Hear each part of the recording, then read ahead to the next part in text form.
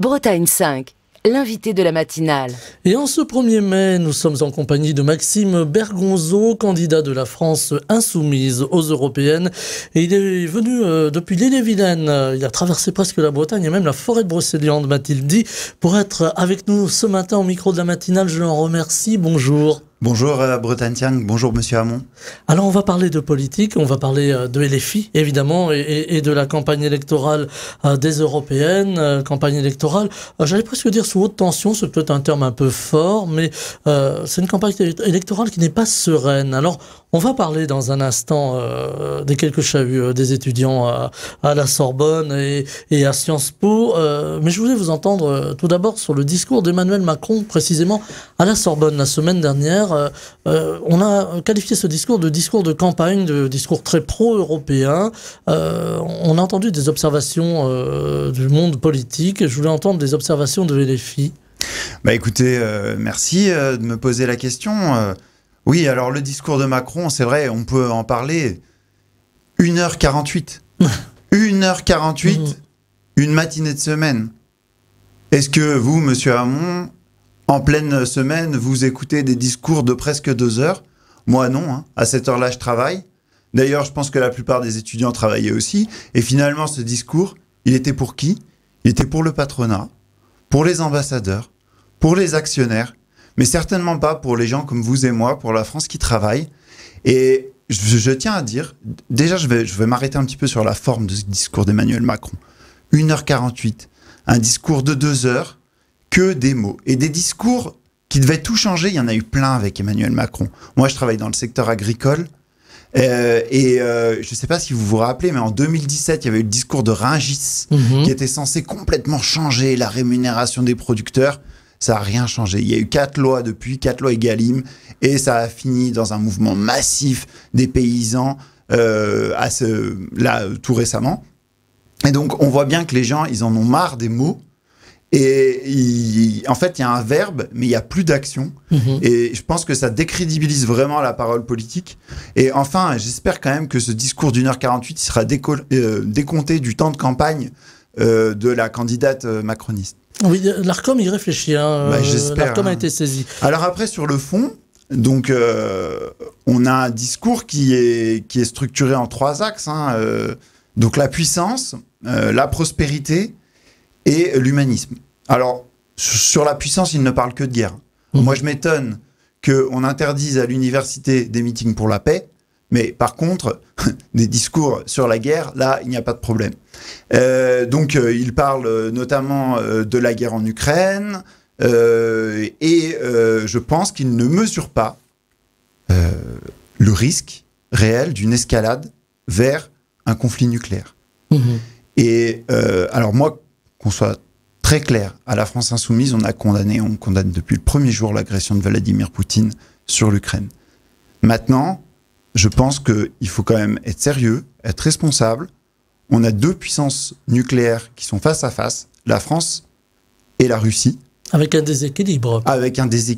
Et il faut vraiment qu'on fasse très attention à ce qu'on dit et qu'on cherche la désescalade. D'ailleurs, il y a d'autres pays européens qui le font. La Suisse et l'Allemagne ont lancé un processus de paix, enfin pas un processus de paix, mais des discussions sur la paix avec l'Ukraine. C'est une initiative qui est tout à fait intéressante. Il n'en a pas parlé une seule minute dans son discours. C'est bien dommage. Et puis, il parle aussi de partager l'arme nucléaire. Alors, on ne sait pas très bien si c'est avec l'OTAN, si c'est avec l'Union européenne. Et là encore, ça me semble être quelque chose de tout à fait dangereux. Voilà, c'est totalement en contradiction avec notre doctrine sur l'arme nucléaire et la dissuasion nucléaire depuis près de 50 ans. Et je pense que c'est pas du tout à la hauteur. Voilà, donc j'étais assez estomaqué par cette partie sur la puissance. Et puis ensuite, il enchaîne sur la prospérité. Alors, sur la prospérité, là encore, il y a beaucoup de choses hallucinantes qui ont été dites. Déjà, il parle de revenir sur les garde-fous qui ont été mis en place pour le secteur financier suite à la crise des subprimes de 2007. Et là, je m'interroge. Il a dit, alors je ne cite pas mot pour mot, mais il a dit en gros qu'il fallait remettre en place de la culture du risque dans la gestion de l'épargne des Européens par les banques et les assurances. Qu'est-ce que ça veut dire? On va prendre l'épargne des Européens. Eh bien, vous posez une bonne question, monsieur Hamon. Est-ce que notre épargne, la vôtre, la mienne, va servir à financer les startups, des marchés à risque? Est-ce que, alors là, du coup, on comprend mieux la stratégie d'Emmanuel Macron sur les retraites, de casser la retraite par répartition, de mettre en place la retraite par capitalisation, et puis ensuite de donner cet argent à ses amis les financiers, pour faire quoi? Pour nous faire les poches. Donc voilà, après avoir vidé les caisses du pays, monsieur Macron s'apprête à faire les poches aux Français. Il n'y a pas d'autre. Avec la dette aussi, il faut noter qu'on a une dette assez importante, 5,5% du PIB. Vous imaginez que demain, on puisse demander aux Français de partager leur épargne pour éponger la dette? En tout cas, moi, je veux dire que ces règles d'austérité imposées par l'Union européenne, la fameuse règle des 3% du déficit public, elle n'a ni queue ni tête, que la Banque Centrale Européenne, elle l'a fait pendant le Covid, elle peut emprunter, elle peut prêter de l'argent directement aux États, et donc ça, c'est plutôt il me semble, c'est plutôt quand même ces pistes qui doivent être fouillées plutôt que d'aller chercher dans l'épargne des Français. Enfin, c'est n'importe quoi. D'ailleurs, sur la prospérité, il parle aussi d'agriculture, et là, encore une fois, il se contredit. Alors, pendant le salon de l'agriculture, alors moi, je veux le dire, il y a une crise agricole, qui est toujours en cours. Qui est toujours en cours. Et la crise agricole, c'est d'abord une crise du revenu des agriculteurs. Et les agriculteurs, ils ont martelé pendant des mois, on veut du revenu, on veut du revenu, on veut du revenu. Et ils ont bien raison. Sans revenu, il n'y a pas de pérennité du métier. Et donc, ça avait abouti pour que finalement, Emmanuel Macron, traqué au salon de l'agriculture, finisse par lâcher le fait qu'il faut des prix planchers. Mais là, ça a totalement disparu du discours. Ça y est, c'est réglé. On a changé un petit peu les règles de la PAC à Bruxelles. Il n'y a plus de crise agricole. Là encore, il se contredit. Est-ce que finalement, Emmanuel Macron a les mains libres sur l'agriculture? Est-ce qu'il peut faire ce qu'il veut, ou est-ce que c'est finalement Bruxelles qui décide? Mais en fait, si vous voulez, moi je pense que la France, elle a quand même un rôle pour dénoncer justement les accords de libre-échange qui sont négociés en catimini par Bruxelles. Enfin, je veux dire, là, il refuse de remettre au débat à l'Assemblée nationale l'accord CETA. Voilà, le CETA. L'accord CETA qui a été décidé donc en catimini à Bruxelles sans être ratifié par beaucoup d'États. Et donc, il y a eu un vote récemment au Sénat. On s'attendrait à ce que maintenant, il y ait un vote à l'Assemblée nationale. Il n'en veut pas. D'ailleurs, il n'a pas remis en cause. Dans son discours, il a défendu. Forcément, il faisait un discours pour les patrons. Qu'est-ce que vous vous attendez? Et donc, il a défendu les accords de libre-échange. Il a défendu l'accord avec la Nouvelle-Zélande. L'accord avec la Nouvelle-Zélande, c'est celui qui a détruit la production ovine française. Aujourd'hui, comment est-ce que vous voulez faire du mouton en France quand il arrive par conteneur entier de l'autre bout du monde dans des conditions de production qui sont, et même des conditions salariales qui ne sont pas du tout les mêmes que les nôtres. On pourrait parler de l'environnement également avec le transport. Tout à fait, avec les accords de libre-échange. Pourquoi produire à l'autre bout du monde et importer ce qu'on peut très bien faire ici, du mouton sur les landes de Brocéliande, c'est tout à fait possible. Et voilà. Ça s'appelle le circuit court, finalement. Exactement, exactement. Emmanuel Macron est contre. Et enfin, pour finir sur son discours, l'humanisme. Alors, là, je m'attendais. Je me suis dit, c'est bon, c'est pour nous, là. C'est le social, il arrive. Rien du tout. Enfin, si, il y avait sa vision du social. Attendez, j'ai noté parce que... Il veut mettre en place un programme des solidarités européens pour accompagner les initiatives contre les États et la précarité. 15 secondes, ça a duré à peu près autant de temps que là, ce que je viens de vous dire. Sa vision sur le social, sur 1h48 de discours, c'est 15 secondes. Voilà. Je pense que ça prouve bien le mépris qu'il a pour cette question-là. Il l'a prouvé avec les retraites. Il l'a prouvé avec la réforme de l'assurance chômage. Il le prouve en refusant d'encadrer les rémunérations des grands patrons. Et il l'a prouvé une nouvelle fois dans son discours à la Sorbonne. Alors, donc voilà, je pense que on a fait le tour sur ce sujet, mais moi j'étais vraiment très énervé. On vous sent très énervé. À l'écoute de ce discours. Maxime Bergonzo. On a vu aussi, évidemment, LFI réagir plus largement à ce discours et réagir aussi à un autre aspect qui est peut-être un peu plus franco-français. Nous parlons là de politique intérieure avec les interdictions récentes des conférences de Jean-Luc Mélenchon et la controverse aussi autour de Rima Hassan, donc qui est sur la liste conduite par Manon Aubry, la liste La France Insoumise. Là aussi, on a l'impression qu'il y a une forme de cristallisation autour de LFI. Alors j'imagine que vous allez me dire que LFI n'est pas révolutionnaire et ne va pas déclencher mai 68 ou encore une révolution comme on a pu l'entendre sur certains médias. Déjà, je m'interroge sur la méthode. Dans quel pays démocratique on interdit des conférences? Dans quel pays démocratique on convoque à la police, on convoque dans un commissariat de police la présidente de l'un des principaux groupes d'opposition à l'Assemblée nationale. Alors Mathilde Panot et Rima Hassan qui ont été convoqués, qui ont été entendus hier, exactement dans un commissariat du nord de Paris. Et d'ailleurs, je tiens à souligner le mouvement de soutien contre la censure et contre la répression qui s'est manifesté hier, mais qui se manifeste aussi par la prise de position de figures médiatiques. Je pense par exemple à l'humoriste Guillaume Meurice qui est intervenu à d'autres voix de la démocratie finalement, et c'est heureux. J'espère que la démocratie ici sera plus forte que la censure finalement. Et c'est là la question. Moi, je pense que dans une période électorale, il y a quelque chose qui doit être consacré, c'est le droit au débat. Et aujourd'hui, ce droit au débat, il n'est pas respecté. Et ce qui a été reproché, pardonnez-moi, c'est peut-être le lieu que choisi, c'est peut-être l'université. Est-ce que Mais attendez, on vient d'en parler tout à l'heure. Emmanuel Macron a fait un discours à la Sorbonne. Qui a été occupé brièvement, évacué. Il n'y avait pas d'étudiants dans le public. C'est peut-être ça qui gêne finalement, mais moi je vous dis, j'en suis l'un des exemples, mais il y a une foule de jeunes qui s'est levée et qui s'est engagée avec la France Insoumise, avec Jean-Luc Mélenchon, avec Mathilde Panot, avec Rima Hassan.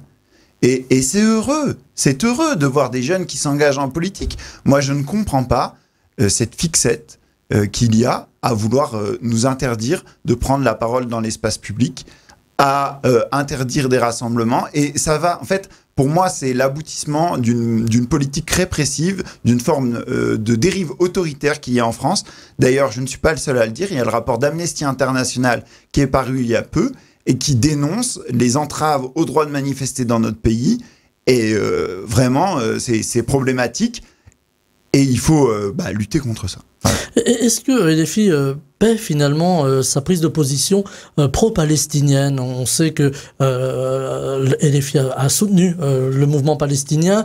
On a reproché plus largement à LFI de ne pas avoir condamné le Hamas, en tout cas ne pas l'avoir considéré comme une organisation terroriste. Est-ce que vous pensez qu'aujourd'hui LFI paie le prix fort par rapport à ses prises de position?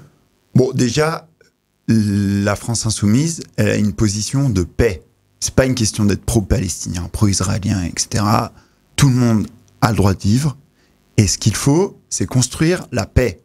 Aujourd'hui, on est dans une culture de guerre. Et nous, ce qu'on propose, c'est un cessez-le-feu immédiat. C'est bien sûr le retour des otages, mais c'est arrêter avec cette tuerie de masse qui a lieu en Palestine. Moi, j'ai arrêté de compter les morts. Malheureusement, à l'époque où je m'y intéresse un petit peu plus, on était à 30 000 morts, dont 40% d'enfants. Une situation qui est inacceptable pour tous les démocrates, je pense, de ce pays. Et donc, c'est ça qu'on porte, c'est la voie de la paix. Madame Hassan, que j'ai rencontrée d'ailleurs par ailleurs, puisque c'est l'une de mes colistières et qui a de bonnes chances d'être élue députée européen et qui portera cette voie de la paix au Parlement européen, a condamné dès le début les attaques du Hamas du 7 octobre. Et elle, ce qu'elle prêche, ce qu'elle prône, c'est une voie de la paix. C'est trouver une solution à ce conflit. Et je pense que ce qui se passe aujourd'hui ne doit laisser personne indifférent. tout le monde doit prendre position et doit dire s'il est du côté de la paix ou du côté de la guerre. D'ailleurs, à ce sujet-là, je voudrais intervenir. J'ai vu que en 2023, le Conseil régional de Bretagne, alors c'était avant les attaques du 7 octobre, je ne veux pas faire de procès d'intention, a voté une subvention de 150 000 € au groupe Thales, dont on sait aujourd'hui qu'il fournit l'armée israélienne. Bon, je pense que maintenant, il y a besoin d'une clarification. Il y a besoin que l'ensemble des forces politiques en Bretagne appellent au cessez-le-feu, appellent à la paix, et c'est vraiment important, c'est le rôle de notre pays d'aller vers d'être en tout cas un artisan pour que le conflit se résolve. Avec cette idée de deux États, hein, on entend beaucoup cette idée de paix à deux États. C'est faisable selon vous? C'est quelque chose qu'on peut espérer? Bah écoutez, en tout cas, il faut trouver par le biais dans le cadre international, dans le cadre de l'ONU, une solution pour que les Palestiniens et les Israéliens puissent vivre ensemble sur ce même pays, quoi, dans ce même pays. Une solution à deux États, je pense qu'elle est importante. Elle est nécessaire, mais c'est avant tout aux gens sur place, je pense, de trouver des solutions pour vivre ensemble, pas que juste cohabiter, mais vivre ensemble de manière pacifique. Alors on a le conflit qui s'est importé chez nous en France et plus largement en Europe. On a vu l'engagement des étudiants pour la cause palestinienne. C'est un engagement turbulent qui fait des vagues. On a vu aussi, hélas, le corollaire, c'est-à-dire les actes antisémites qui ont augmenté ici en France. Il y a urgence à apaiser. Oui, après, il y a urgence à apaiser, mais entre guillemets, c'est pas la première fois qu'il y a des étudiants qui se mobilisent pour la paix. Hein, en 1968, qu'est-ce qui a lancé le mouvement des étudiants en 1968? C'est les guerres contre le Vietnam. Le Vietnam, effectivement. Voilà. Donc, on a une culture dans notre pays, et là encore, je trouve que c'est très positif, d'étudiants qui se mobilisent pour la paix. Et donc, ils se sont mobilisés pour la paix, là, récemment, donc, je crois, ils ont occupé Sciences Po, là, récemment. Sciences Po, oui, là aussi, ça fait des vagues. Hein. Je crois que depuis hier également, il y a eu une occupation de Sciences Po Rennes qui est en cours. Donc, j'adresse tout mon soutien aux étudiants qui se mobilisent ensemble pour la paix. Moi, je trouve ça très bien que des étudiants s'intéressent aux grandes problématiques de ce monde, qui se mobilisent pour la paix. Je pense que c'est pas parce que on se mobilise pour la paix que on doit être taxé. Je ne sais pas, moi, d'antisémite. Enfin, oui, il y a des choses... ce sont les mots qu'on a entendus. Oui, mais enfin, c'est complètement faux. C'est n'importe quoi. Il y a eu des problèmes dans les universités, que ce soit à Paris ou même ici à Rennes, avec des étudiants juifs qui ont été parfois un peu molestés par des étudiants plutôt pro-palestiniens. Là aussi, c'est des choses qui ne devraient pas exister. Non, mais personne ne doit être agressé de par ses convictions religieuses ou... Enfin, personne ne doit être agressé, c'est tout. Mais je pense que, et à mon avis, c'est pas du tout ce que vous dites, c'est pas ce qui se passe dans les universités. C'est pas représentatif. C'est pas représentatif.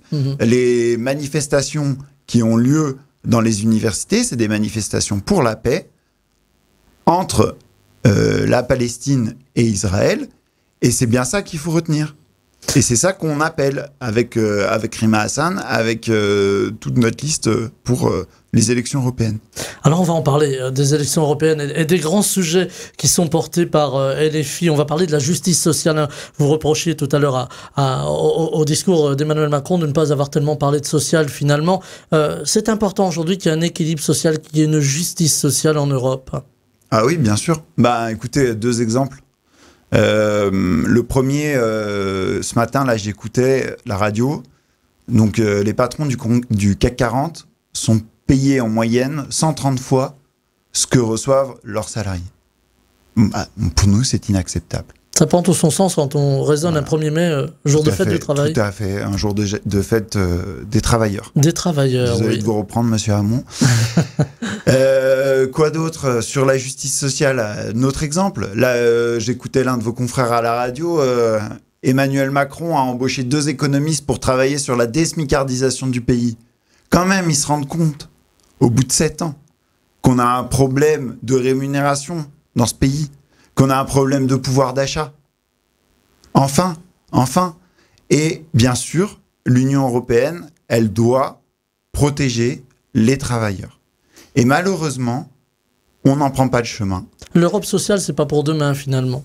En tout cas, ça devrait l'être. Nous, on porte, avec notre groupe, des initiatives sur la justice sociale. On a porté, par exemple, avec Madame Chaibi, qui est une de nos députées européennes, une directive pour encadrer le travail sur les plateformes. Vous savez, les fameux Uber, etc., Deliveroo, qui s'affranchissent de toutes les normes sociales, et c'est inacceptable. Qui bien souvent sont implantés dans d'autres pays, finalement, qui n'ont pas les mêmes normes. Et donc nous, on est arrivé d'ailleurs là-dessus au Parlement européen à faire bouger les lignes et à faire que ce travail sur les plateformes y soit encadré.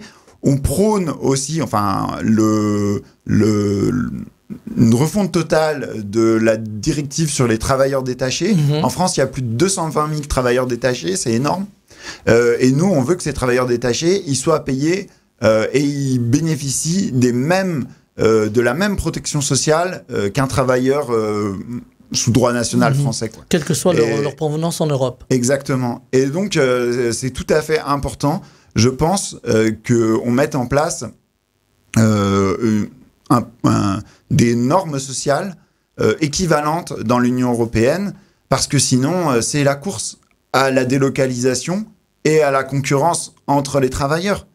Demain, on parle d'intégrer l'Ukraine dans l'Union européenne. Nous, personnellement, on est contre. Mais pourquoi on est contre? Parce que le salaire moyen d'un travailleur ukrainien, c'est moins de 400 € par mois. Et que sans règles sociales, on va encore créer une concurrence. Si on regarde l'Ukraine agricole, c'est 182 agri-holdings qui possèdent 4,5 millions d'hectares. Rendez-vous compte, la Bretagne, c'est 25 000 fermes, 2,7 millions d'hectares. Voilà, c'est très inégal. Quand l'Ukraine bénéficiera de la PAC et du marché unique européen, on n'a plus besoin de la Bretagne agricole. C'est terminé. Donc, vous voyez, je pense qu'il faut vraiment peser la question du social et de l'écologie comme étant un axe central de ce que doit être l'Europe demain. Alors l'Europe demain, c'est aussi l'économie. On parlait tout à l'heure de la France avec son déficit au-delà des 5,5% du PIB. L'économie et la taxation des profits, c'est quelque chose que l'on entend beaucoup à la France insoumise. Est-ce qu'on pourra demain taxer ces fameux super profits? Alors évidemment, il ne s'agit pas de faire un procès ici, mais on a des grandes sociétés comme Total et d'autres qui font beaucoup de profits. Est-ce qu'elles peuvent participer à l'effort national et plus largement à l'effort européen? J'ai un petit peu des doutes avec Madame von der Leyen. En tout cas, ça va pas être possible. Madame Ursula von der Leyen, l'actuelle présidente de la Commission européenne, après être intronisée fin 2019, la première chose qu'elle a fait, c'est aller donner son programme au Forum économique de Davos, où il y a justement tous ces grands patrons, ces super profiteurs qui se retrouvaient. Ça, elle l'a fait dès janvier 2020. Nous, évidemment, on est pour la taxation des super profits. On avait déjà proposé cette loi dans le cadre de la NUPES, ce qui prouve d'ailleurs l'importance d'un travail commun de toutes les forces de gauche. Elle n'est pas, malheureusement, cette proposition de loi qui demandait une taxe exceptionnelle de 25% des super-profits sur les sociétés pétrolières, gazières, de transport maritime et de concessionnaires d'autoroutes, elle n'est pas passée. Le vote a été raté à 10 voix près. Je pense que ça à reprendre. C'est une proposition qui a à refaire et c'est important, c'est une question de justice sociale. Donc, on va remettre ça sur le métier, comme on dit. Voilà l'ouvrage sur le métier. C'est ça. Et on va travailler pour la taxation des super-profits, mais plus globalement, pour qu'il y ait plus de justice fiscale dans ce pays et en Europe. Et ça, je veux dire, on est les seuls à le faire. Le Rassemblement national, qui se présente comme l'un des grands défenseurs du peuple, du pouvoir d'achat, il ne pose pas cette question de la justice fiscale. Le Rassemblement national a voté en mai 2023 contre l'impôt sur la fortune européen. Ils ont voté contre l'élargissement de la taxe sur les superprofits à tous les secteurs en octobre 2022. Donc vous voyez, je pense qu'il y a vraiment un enjeu de cohérence à gauche. Quand on est à gauche, on est pour la justice fiscale, on est pour taxer les riches, et donc on est pour la taxe sur les superprofits. Vous regrettez un petit peu que le Parti socialiste, Place Publique, ne soit pas allé avec vous aux élections européennes les écologistes surtout. Et les écologistes, moi j'aurais donné ma place pour une liste commune de la NUPES. Bien sûr. Non mais moi je pense que face au péril de l'extrême droite aujourd'hui, on a un enjeu à faire vivre l'union de la gauche. On a proposé la tête de liste aux écologistes. Qu'est-ce que vous voulez faire de plus ? Enfin, moi, je m'interroge. Alors, ils nous ont dit, oui, mais bon, si on fait tous plus de 5%, eh bien, on aura plus de députés. Oui, mais enfin, il y a quand même une question de symbole, une question d'émulation sur le terrain, une question de faire campagne ensemble. On a travaillé, on a validé ensemble un programme commun de 650 mesures de la NUPES il y a 2 ans pour les élections législatives. Et là, vous retournez voir les électeurs avec un autre programme. Alors nous, c'est pas notre cas. Notre programme, c'est celui de la NUPES. Mais c'est un manque total de cohérence, je pense. J'espère que ce sera corrigé par la suite, qu'on retrouvera les voix de l'union de la gauche, à gauche, je le dis, parce que j'ai quand même de sérieux doutes sur l'ancrage à gauche de M. Glucksmann. Je pense qu'il va falloir qu'on retrouve le chemin de la discussion. À l'Assemblée nationale, cette discussion d'ailleurs, elle ne s'est pas arrêtée, et c'est bien heureux. Et en tout cas, il faudra que sur le terrain, à nouveau, on y réfléchisse pour les prochaines échéances. Il nous reste 2 petites minutes. Vous parliez du Rassemblement national, ça va très vite. Vous parliez de Rassemblement national tout à l'heure. On le voit crédité quand même de 32%, selon les sondages, 28 à 32% d'intention de vote. Est-ce que pour vous, la gauche, en règle générale, a raté quelque chose ? Écoutez, mise toute bout à bout, si aujourd'hui il n'y avait qu'une seule liste de la NUPES, sans doute qu'avec l'émulation, on parlerait de la bataille entre la gauche unie et le Rassemblement national. Presque d'égal à égal finalement. Tout à fait. Mais aujourd'hui, on sait que la France, elle est séparée en 3 blocs politiques. Et il y a la question de savoir qui va être majoritaire dans ce pays. Je le dis, je pense que le Rassemblement national ment aux Français en leur disant qu'il va régler leurs problèmes. Il ment aux Français en disant qu'il va régler le pouvoir d'achat. Et nous, la gauche, en tout cas la France insoumise, on prône et on propose des mesures de justice sociale et de justice écologique qui amélioreront concrètement la vie des Français en améliorant les salaires, en créant plus de justice fiscale, en mettant en place une véritable transition écologique de notre agriculture, de notre industrie, etc., en remettant en place les tarifs réglementés sur l'électricité. Alors, on n'a pas parlé d'énergie, mais c'est important. Et c'est ça qui va changer concrètement la vie des Français. C'est pas des divagations racistes de M. Bardella ou de Mme Maréchal Le Pen qui vont régler quoi que ce soit aux problèmes des Français. On parlait d'Europe ce matin, de politique, dans la matinale de Bretagne 5, en ce 1er mai, fête des travailleurs. Vous m'avez repris tout à l'heure, je le précise, Maxime Bergonzo, candidat de la France insoumise aux européennes. Première radio. Oui. Première radio, vous voyez, ça s'est très bien passé. Oui, tout à fait. Je souhaite une bonne manifestation à tous ceux qui vont battre le pavé ce 1er mai, en tout cas. Voilà, il y a plusieurs mouvements de prévus ici en Bretagne. Merci beaucoup d'avoir été avec nous en direct ce matin. Je vous souhaite une très belle journée. Merci, au revoir. Bretagne 5, le 7-9, Stéphane Hamon.